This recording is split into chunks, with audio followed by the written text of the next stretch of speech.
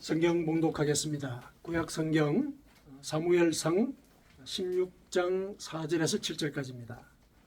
구약 성경 434페이지 그간에 있습니다.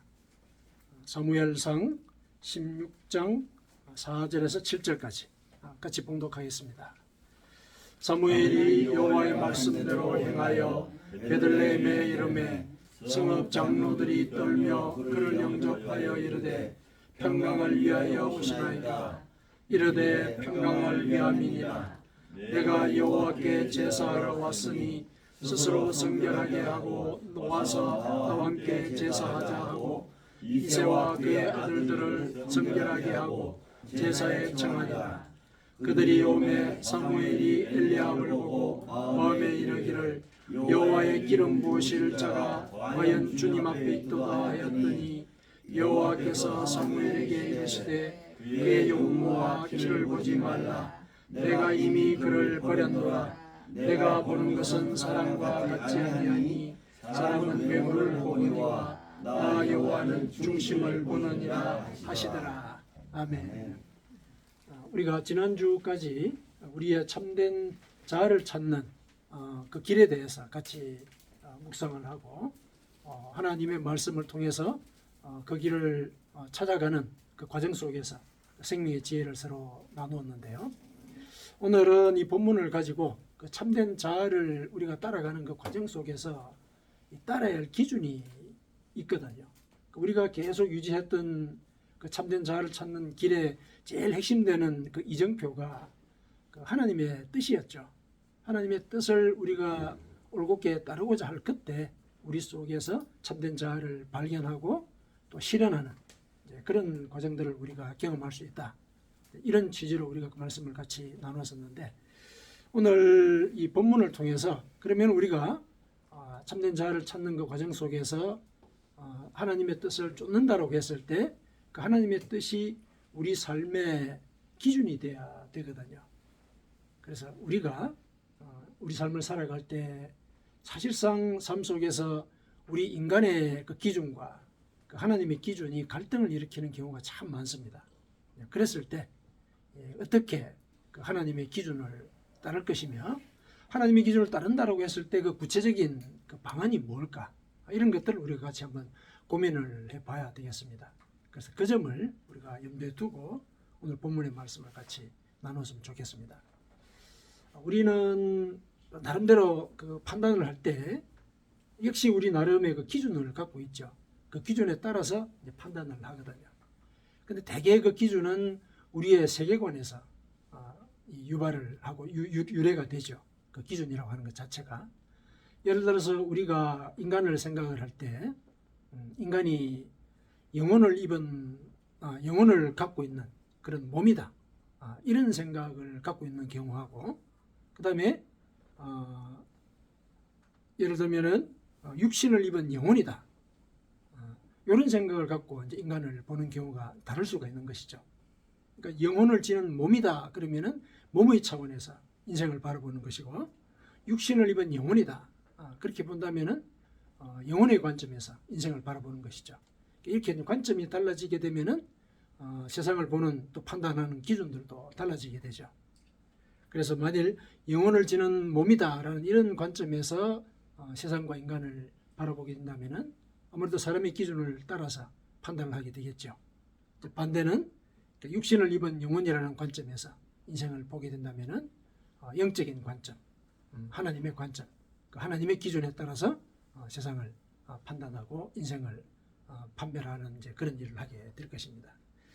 그런데 이제 이러한 이 두 개의 기준이 딱 이렇게 구분이 되어서 우리 삶 속에서 정리가 되어 있다면은 큰 문제가 아닌데 역시 앞서 그 관점을 정할 때 봤듯이 이 육신과 영혼이 같이 섞여 있는 이제 그런 존재가 우리 인간이란 말이죠. 그래서 그 가치관, 그 세계관 이것도 역시 우리 속에서 공존하면서 사안에 따라서 갈등을 일으키는 그런 경우들을 우리가 많이 경험을 하게 되죠. 그랬을 때 이제 우리가 무엇을 선택할 것이냐, 사람의 기준을 선택할 것이냐, 하나님의 기준을 선택할 것이냐, 이걸 이제 우리가 선택을 해야 되거든요. 그랬을 때 우리는 분명히 하나님의 기준을 따라야 하죠. 성경에서 이제 가르치고 있는 말씀이 그것이죠. 너희는 성령을 따라 행하라. 그리하면 육체의 욕심을 이루지 아니하리라. 분명히 이렇게 일러주고 있죠. 갈라디아서 5장 16절에 분명히 이렇게 일러주고 있거든요. 그런데 이제 우리가 육신을 입은 존재로서 성령을 따라 행하라.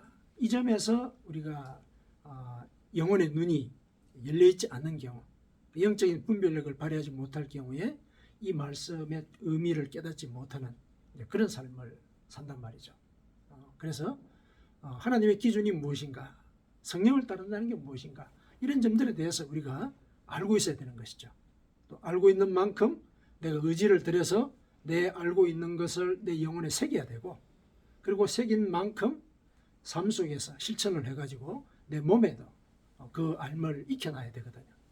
그랬을 때 어떤 사안에 대해서 하나님의 기준이 무엇인가 선택을 하고 그 기준에 따라서 우리가 판별하고 살아갈 수가 있거든요.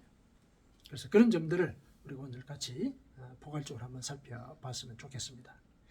자, 본문 한번 보시죠. 본문의 내용은 이제 여러분들이 짐작하시듯이 사무엘이 하나님의 명령을 받고 새로운 왕을 선택하려고 하는 이제 그 장면입니다. 사울 왕이 이스라엘의 초대 왕이었는데 하나님의 그 뜻을 초반과는 달리 후반에 갈수록 어기는, 그러니까 하나님의 말씀을 순종하지 않는 이제 그런 모습들을 사울 왕이 많이 보이지 않습니까? 그러다 보니까 하나님께서 다른 왕을 이제 선택을 해서 새로운 그 왕조의 역사를 만드시고자 계획을 하시고 그 당시 제사장이었던 사무엘을 보내죠. 보내서 새로운 왕을 선택을 하라, 이렇게 이제 얘기를 합니다. 그런데 드러내놓고 그 일을 할 수가 없죠. 지금 현직 왕이 살아있기 때문에 새 왕을 선택하러 간다. 이거는 일종의 반역이죠. 굉장히 위험한 일이거든요. 그래서 이제 그 점을 이제 얘기를 하나님께 드렸더니, 그러면 가서 제사를 지내라. 그 다윗이 있는 그곳에 가서 나한테 제사를 지내라. 이렇게 이제 일러주시죠. 그래서 제사를 지내는 그 과정 속에 이제 그 다윗의 집안인, 다윗의 아버지가 이새거든요. 그 이새 집안을 초청을 해서 같이 예배를 드리고, 그 예배를 드리는 중에 이제 아이를 선택을 해서 이제 왕제를 확인을 해라. 이렇게 이제 말씀을 하셨죠. 그래서 이새의 고향인 베들레헴으로 갑니다. 갔더니 이제 성읍의 장로들이 떨며 그를 영접하여 이르되, 이렇게 얘기를 하고 있죠. 아니, 대제사장이 왔는데 떨 일이 뭐겠습니까? 벌벌벌 떤 거예요. 이게 이제 떨게 된 이유는 뭐냐면은 사무엘상 16장 이전에 무슨 일이 있었냐면은 그 아말렉 족속과 전쟁이 벌어졌거든요.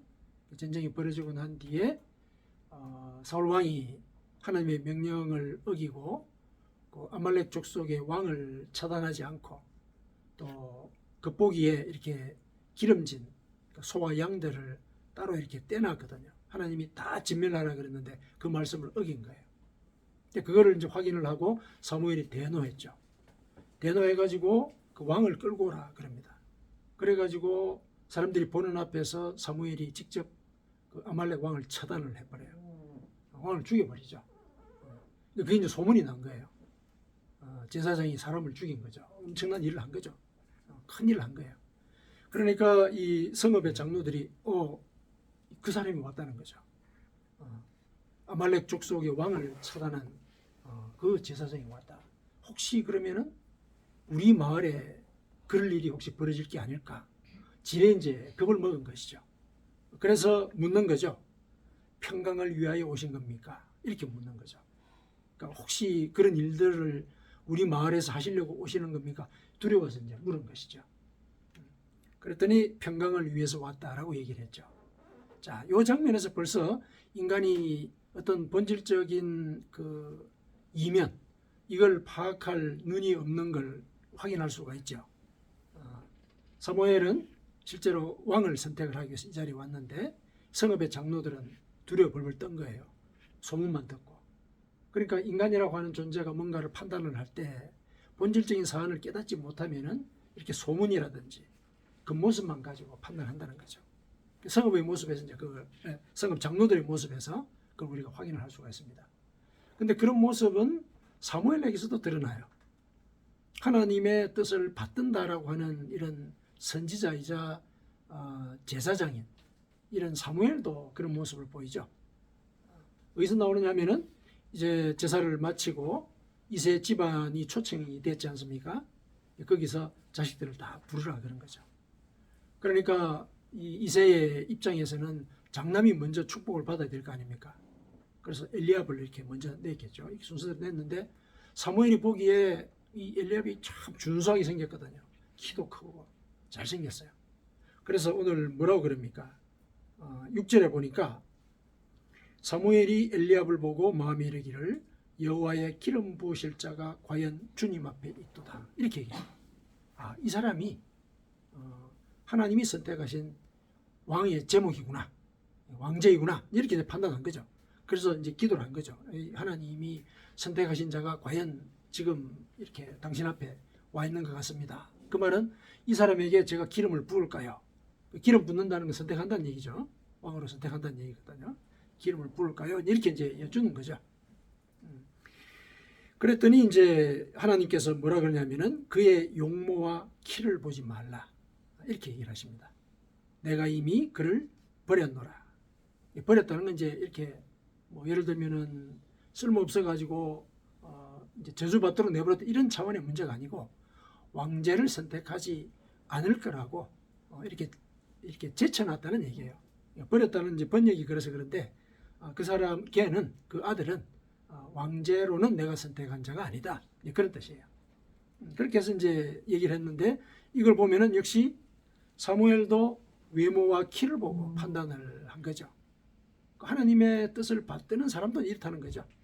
받드는 사람도 그 모습이 너무 준수하고 키도 크고 이러니까 이 왕의 제목이다. 이렇게 이제 판단을 했다는 거죠. 그런데 놀랍게도 또 한 사람이 더 똑같이 외모만 보고 판단하는 경우가 생겼죠. 이세죠, 이세. 이세는 그 다윗의 아버지잖아요. 왜 그렇게 얘기할 수 있느냐면은 자식들을 다 데리고 오라 그랬는데 다윗은 부르질 않았어요. 그 자리에. 다윗을 부르지 않았거든요. 그러니까 막내인데다가 이제 목동일을 하니까 얼마나 초췌하겠어요. 행색이나 이런 것들이. 그러니까 부르질 않았던 거예요. 그러니까 이세도 그 모습만 보고 판단한 거죠. 그러니까 세 사람의 이제 경우를 우리가 여기서 확인했는데 이제 사람들이 그렇다는 거죠.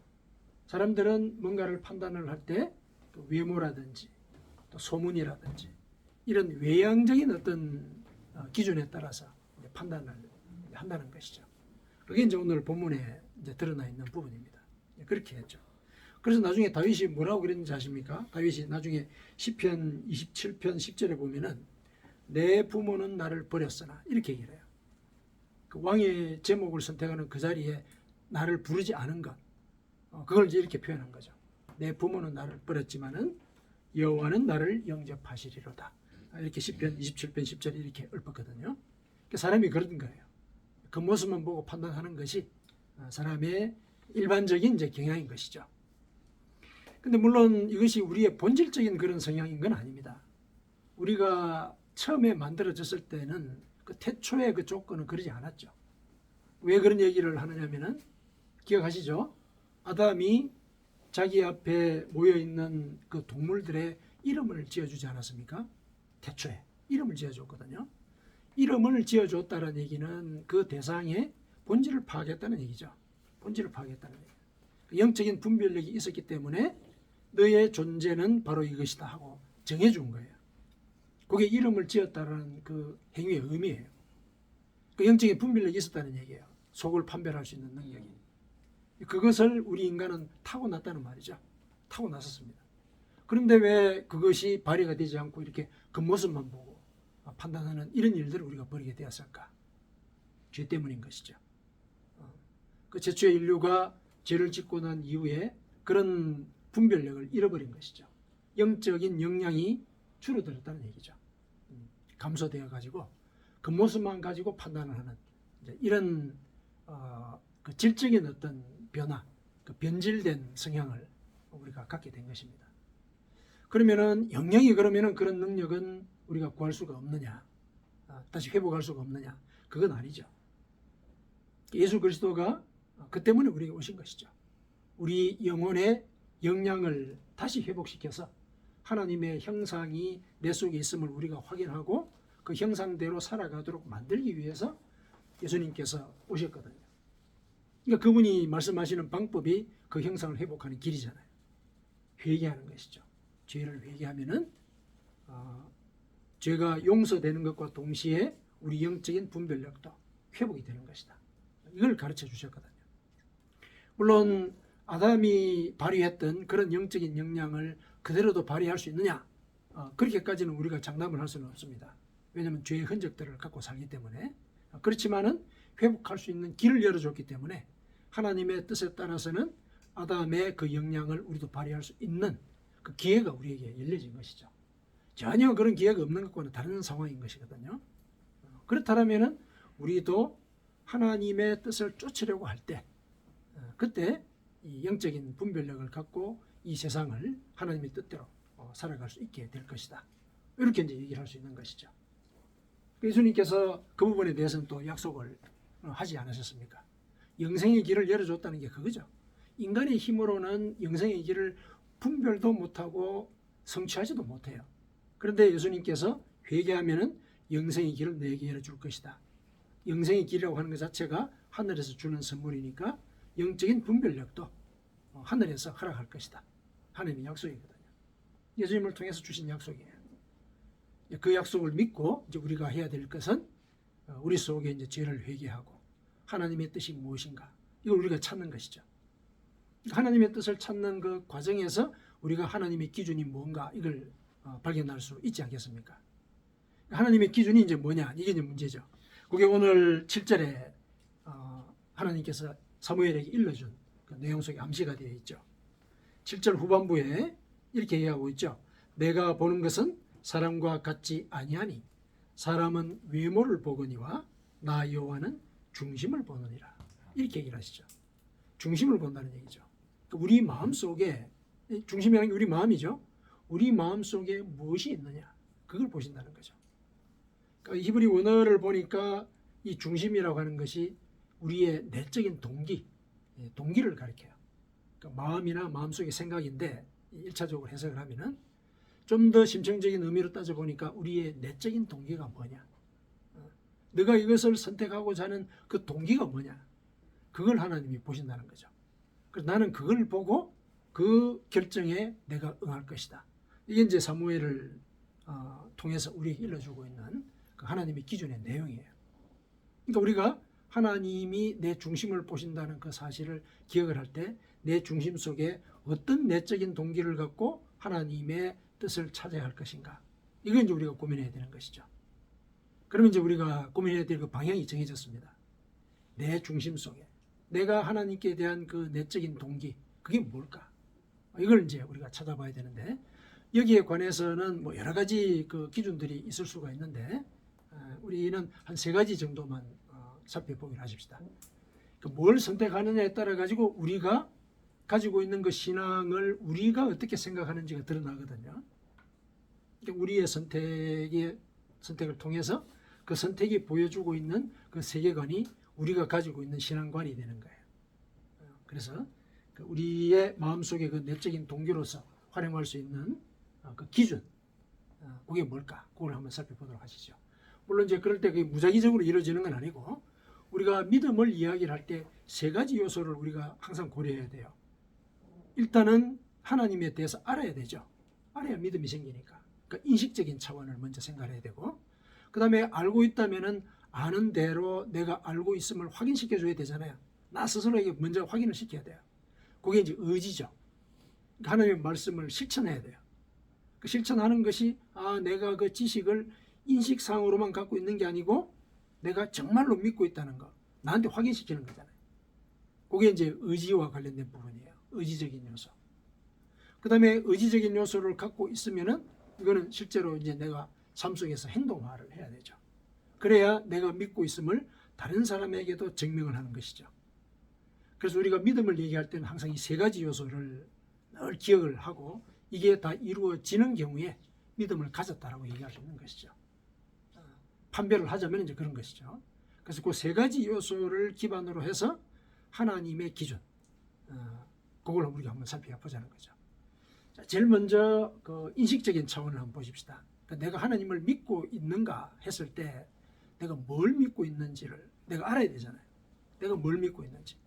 거기에 대해서 이제 우리가 확인해 볼 때 성경에서는 이걸 믿어야 된다고 얘기를 해요. 그게 뭐냐면은 히브리서 11장 6절이에요. 히브리서 11장 6절에 믿음이 없이는 하나님을 기쁘시게 하지 못하나니 하나님께 나아가는 자는 반드시 그가 계신 것과 또한 그가 자기를 찾는 자들에게 상 주시는 이심을 믿어야 할지니라. 이렇게 얘기를 하고 있죠. 이 사실을 알고 있고 알고 있음 자체가 내 속에 믿음이 되도록 해야 된다. 이게 첫 번째 조건인 것이죠. 이걸 먼저 알고 있어야 된다는 얘기죠. 그러니까 믿음이 없이는 하나님을 기쁘시게 하지 못한다 했을 때 기쁨이라는 게 뭡니까? 기쁨이라는 게 우리가 그 말씀을 같이 나눌 때 기쁨을 우리 나름대로 정의를 했었죠. 기쁨이라고 하는 것은 1차적으로 의견의 일치, 그 상태가 기쁨이다. 사실 기쁨이라는 건 거기서부터 출발하는 거거든요. 당신의 뜻과 내 뜻이 같습니다. 거기서 기쁨이 출발하는 거거든요.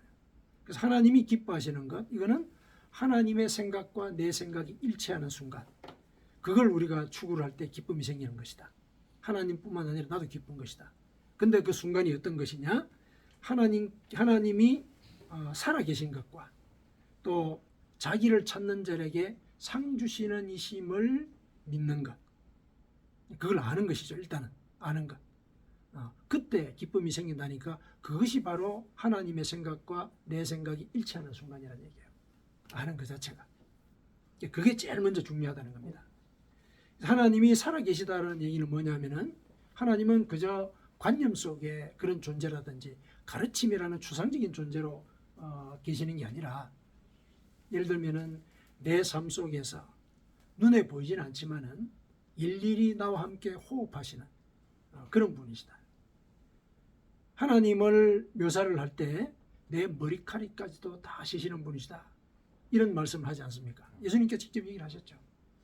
하나님을 과연 그렇게 내가 알고 있느냐? 정말 나의 속속들이 모든 것들을 다 알고 계신 분이 나와 동행하고 계시느냐?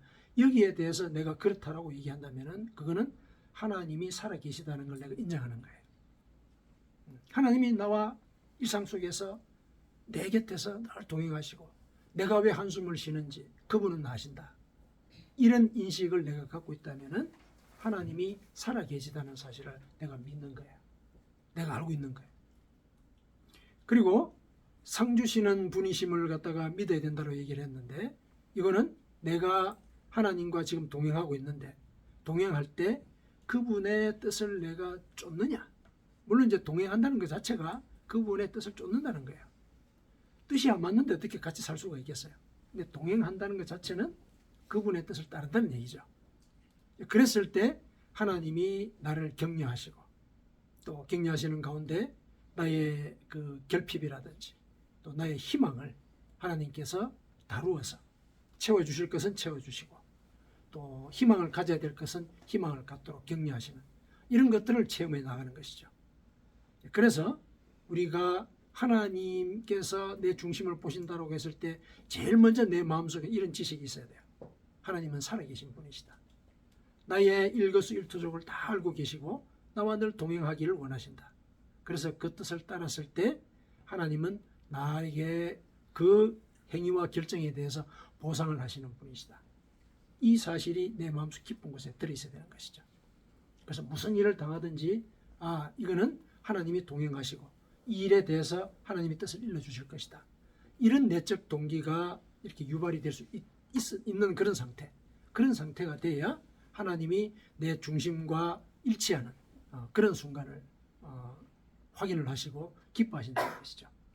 이 마음이 우선 우리가 세상을 바라보는 그 가치관의 기준이 먼저 되어야 된다는 것.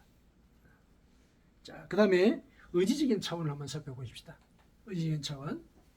데살로니가 전서 5장 18절이에요. 잘 아시는 말씀이죠. 범사에 감사하라. 이것이 그리스도 예수 안에서 너희를 향하신 하나님의 뜻이니라. 하나님의 뜻이 이렇다는 얘기는 이 뜻을 따르는 것이 바로 하나님의 기준이라는 얘기죠. 우리 중심에 이 뜻을 따르고자 한 그 자체가 하나님이 보시는 그 중심의 내용이 해당한다는 얘기죠. 그게 바로 하나님의 뜻이라니까. 그 이 뜻의 내용이 뭐냐? 범사에 감사하라는 거예요. 범사에 감사. 범사에 감사하라는 이 얘기가 인간의 기준으로 볼 때는 사실상 불가능하죠. 어떻게 고난 앞에서 기뻐할 수 있겠습니까? 사람의 기준으로는 할 수가 없는 것이죠. 할 수가 없는 겁니다. 그런데 하나님의 기준으로 하나님께서 우리에게 일러주시는 그 말씀은 모든 일에 감사하라는 거예요. 기쁜 일은 이제 물론 감사할 것인데 슬픈 일, 그 다음에 고통스러운 일, 이것도 감사하라는 얘기예요. 우리 이 인간의 기준으로는 도저히 용납할 수 없는 이제 그런 부분인데 이렇게 이제 말씀을 하라고 하는 이제 그 뜻이 있죠. 왜 범사에 감사하라? 이거는 하나님이 우리에 대해서 어떤 기본적인 생각을 갖고 있는지 그걸 믿느냐 안 믿느냐 그걸 판별할 수 있는 내용이에요. 늘 우리가 많이 언급하는 말씀이 있죠. 예레미야서 29장 11절. 뭡니까? 하나님이 우리에 대한 생각을 당신 스스로 밝히셨죠. 너희들에 대한 내 생각은 내가 알고 있다. 확인하셨죠? 내가 알고 있다. 그거는 재앙이 아니다. 평안이다. 그리고 미래와 희망을 주는 것이다. 이게 하나님의 생각이라는 거예요. 그런데 왜 우리에게 고난이 닥쳤습니까? 그 고난도 내가 너희들을 생각하는 평안과 미래와 희망이라는 그 틀 속에서 거쳐가야 되는 하나의 통로이기 때문에 준 것이다. 이렇게 믿으라는 얘기죠. 그렇게 믿으라는 얘기예요. 그게 범사에 감사하는 것이죠. 그 범사에 감사하는 그 과정 속에서 하나님이 우리에 대해서 갖고 계신 그 기본적인 생각, 그 기본적인 생각을 우리가 받아들이는 거죠. 내 마음속 깊은 곳에 거기에 대한 믿음이 자리 잡고 있단 말이죠. 그러면 하나님이 내 중심을 확인하신 거예요. 아, 너가 나를 정말로 믿고 있구나. 고난에 흔들리지 않는 그런 믿음을 갖고 있구나. 이 확인을 하시는 것이죠. 그런데 사실 범사에 감사하는 것, 고난 앞에서도 하나님의 뜻을 되새기고 인내하려고 하는 것, 이거는 의지가 발현이 돼야 되는 거죠. 내가 그렇게 하겠다. 왜냐하면 내가 현실적으로 많은 고통들이 다가오는데 그 고통 너머를 보려고 하는 것은 내 의지가 없으면 사실상 불가능하거든요. 내 의지를 바쳐야 되는 일이죠. 단순히 인식만으로 그 상황을 넘길 수는 없어요. 왜냐하면 시간이 흘러가지 않습니까? 고통의 시간도 길어지거든요. 시간들이 다 이어지고 과정을 다 거쳐야 되기 때문에 그 과정을 인내하는 그 과정에는 나의 의지가 뒷받침이 돼야 되는 것이죠. 그래서 범사에 감사하는 것, 이 하나님의 기준에서 우리가 발휘해야 되는 그런 의지이죠. 우리 마음속에 이제 그런 자세가 만들어져 있어야 된다는 얘기죠. 그 다음에 세 번째 실천적인 차원을 한번 살펴보겠습니다. 실천적인 차원은 마태복음 25장 40절이에요. 25장 40절에 보니까 임금이 대답하여 이르시되 내가 진실로 너희에게 이르노니 너희가 여기 내 형제 중에 지극히 작은 자 하나에게 한 것이 곧 내게 한 것이니라. 이 장면은 최후의 심판 때 하나님이 심판대에서 심판을 하시는 그 판단의 기준이에요. 너희들이 이 땅에서 작은 자에게 어떻게 했느냐 그걸 가지고 판단하신다 그러셨거든요. 이 세상에 사람의 기준으로 볼 때는 작은 자들을 섬기지 않습니다. 큰 자를 섬기죠. 외모를 보고 화려한 자를 섬기죠. 그렇지 않습니까? 야고보서에 보면은 교회에서도 그런다고 얘기하지 않습니까?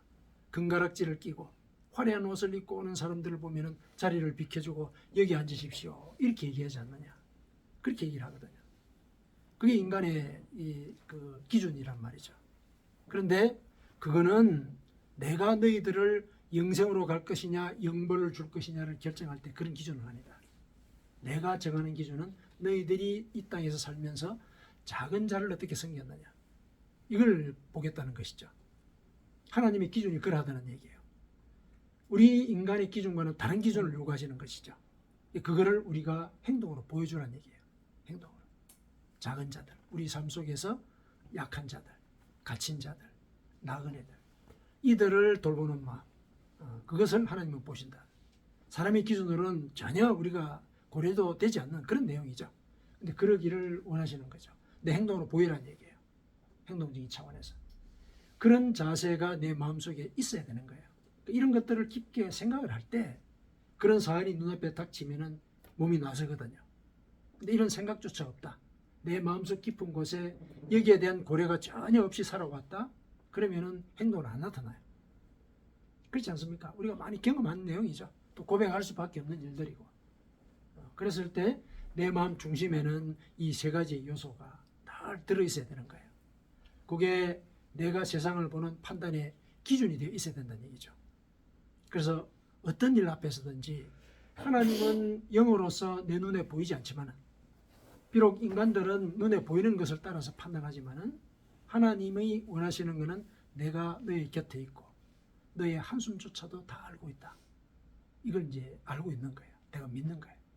그래서 내가 이걸 믿고 그 믿음대로 살려고 할 때 하나님은 상을 주신다. 이걸 늘 되뇌고 각인을 시켜야 되는 것이죠. 그게 내 중심이 되어야 되는 거예요. 내 내적 동기가 되어야 되는 것이죠. 그래서 그걸 믿을 때 사실은 범사에 감사할 수 있죠. 왜냐하면 하나님이 나와 늘 동행하시면서 내 머리카락까지도 다 알고 세시고 계시고 내 한숨의 의미까지도 다 알고 계시니까. 그러니까 범사에 감사할 수 있는 거예요. 이 고난도 하나님이 해결해 주실 것이다. 이렇게 믿을 수 있으니까요. 그래서 범사에 감사하는 의지를 발휘할 수 있게 되거든요. 그래서 이런 의지를 내 영혼 속에 각인을 시켜놔야 돼요. 하나님이 나와 늘 동행하신다. 그래서 내 눈앞에 있는 이 사건에 좌우되는 것이 아니라 이걸 통해서 하나님은 나에게 평안과 미래와 희망을 주고자 하신다. 이런 말씀을 내 속에 이렇게 심어놔야 되는 것이죠. 내 중심의 내용이 그래야 된다는 얘기죠. 그리고 내 중심의 내용이 그렇게 의지를 발휘할 준비가 되어 있는 상태이기 때문에 하나님의 뜻을 따라서 작은 자를 섬기는 일들을 하게 되는 것이죠. 그게 이제 몸에 각인이 되는 요소가 될 것입니다. 그래서 몸에 각인이 되었을 때 내 중심도 그것과 같이 반응을 하게 되는 거예요. 이렇게 따지고 보면은 이 세 개의 기준은 서로 다른 게 아니에요. 서로 다 통해 있는 것이죠. 그래서 내가 하나님이 어떤 분이신지 늘 나와 동행하시면서 당신의 살아계심을 나로 하여금 알게 하시는 그 뜻이 당신의 뜻을 따라서 고난 가운데서도 희망을 품게 하시고, 또 희망을 품고 살다가 보면은 예를 들면은 내가 당한 고난과 같은 고난을 당하는 작은 자들을 내가 돌보게 되는 그런 과정으로 가게 되고, 그랬을 때 그들이 회복이 되는 것을 보고 내가 또 감사를 하게 되는 것이죠. 그러면 더불어 함께 범사에 감사하는 그런 과정 속에 우리가 있게 되는 것이거든요. 그래서 이 기준은 따로 된 게 아니에요. 그래서 이런 기준들 중에 어느 하나라도 내가 내 영혼 속에 각인을 시켜놓으면 나머지 것들도 같이 이렇게 활성화되는 그런 삶을 우리가 살아갈 때 내 마음속의 중심이 하나님의 기준을 따른 것이다. 이렇게 얘기할 수 있는 것이죠. 그래서 하나님의 기준을 따른다라고 얘기했을 때 인간의 기준과 연관을 시켜서 생각해 보면은 우리는 사실상 역설적인 세계를 살고 있는 거예요. 사람들의 기준과는 정반대의 삶을 선택을 할 때 하나님은 그걸 기뻐하시고 그 중심을 보시고, 그 중심이라는 게 세상 기준과는 다른 어떤 역설적인 결정이에요. 그 결정을 보시고 상을 주신다. 우리의 필요를 채워주시고 고난으로부터 고난 너머를 바라볼 수 있는 눈을 열어주시는 그런 은혜를 베푸신다는 것이죠. 그래서 우리가 이런 마음의 중심을 통해서 오늘 사무엘이 어쨌든 가르침을 받고 이스라엘의 미래를 결정하는 그 일을 나중에 이제 수행을 하게 되거든요. 우리도 그런 삶을 살 수 있어야 되는 것이죠. 그러니까 늘 우리가 사람의 기준 때문에 이렇게 넘어져요. 사실은 일상 속에서 넘어지긴 하지만은 우리 마음 깊은 곳에 그 중심 가운데는 이 세 가지 기준 중에 어느 하나라도 각인을 시켜놓을 필요가 있는 것이죠. 그러면은 나머지 것들도 같이 우리가 활성화시킬 수 있는 그 믿음의 훈련들을 하게 될 것이니까 그 과정 속에서 우리 삶뿐만 아니라 내 주변의 작은 자들과 또 내 가족과 또 내가 책임져야 되는 모든 사람들의 그 인생의 모든 경로 자체를 그 하나님 앞으로 이끄는 그런 삶을 우리가 살 수 있어야 하겠습니다.